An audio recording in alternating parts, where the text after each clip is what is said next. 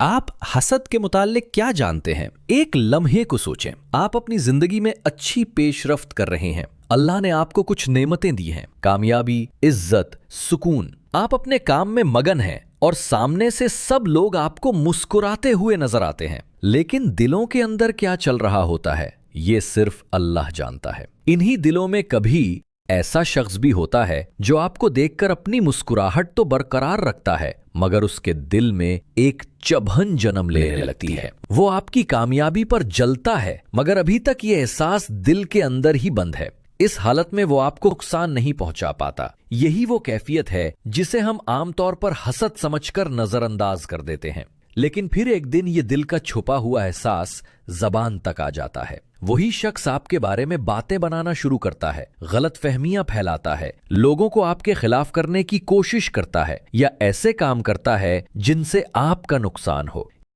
यहीं से हसद शर बन जाता है, और यही वो मरहला है जिससे कुरान ने खबरदार किया है।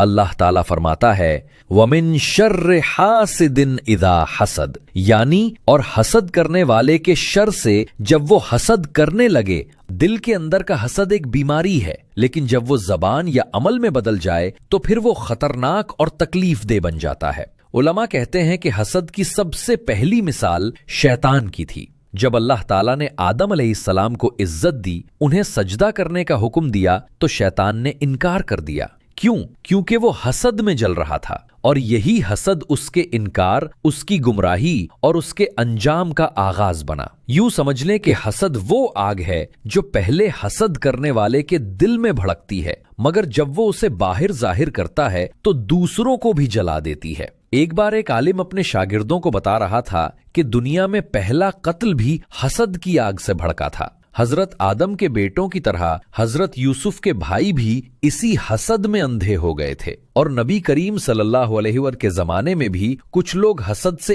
इतने भर गए कि जादू तक पर उतर आए। फिर वो मुस्कुराकर बोला कि कुरान ने सिखाया है, जब कोई नेमत देखो तो माशा अल्लाही ला कुव्वता इल्ला बिल्लाही कह दो, ताकि नजरे बद से हिफाजत हो जाए। क्योंकि हसद करने वाला खुशी में हंसता नहीं, बल्कि तंजिया मुस्कुराहट लेता है और दूसरों की खुशी देखकर जलता रहता है। जब इंसान किसी चीज को बहुत पसंद करने लगता है तो उसे याद दिला दिया जाता है कि ये दुनिया की चीज है, इस पर घमंड न करो। जैसे एक मर्तबा नबी करीम सल्लल्लाहु अलैहि वसल्लम की ऊंटनी सबसे आगे दौड़ती थी। एक दिन एक दूसरी ऊंटनी उससे आगे निकल गई। सहाबाए किराम को ये बात अच्छी ना लगी। इस पर आप सल्लल्लाहु अलैहि वसल्लम ने फरमाया, अल्लाह का कानून ये है कि दुनिया की जो चीज बुलंद होती है वो एक दिन नीचे आ जाती है। हासिद की पहचान, उसकी मुस्कुराहट में खुशी नहीं होती, बल्कि वो एक तंजिया मुस्कुराहट होती है। वो दूसरों की खुशी के वक्त उनकी तारीफ करने से कतराता है,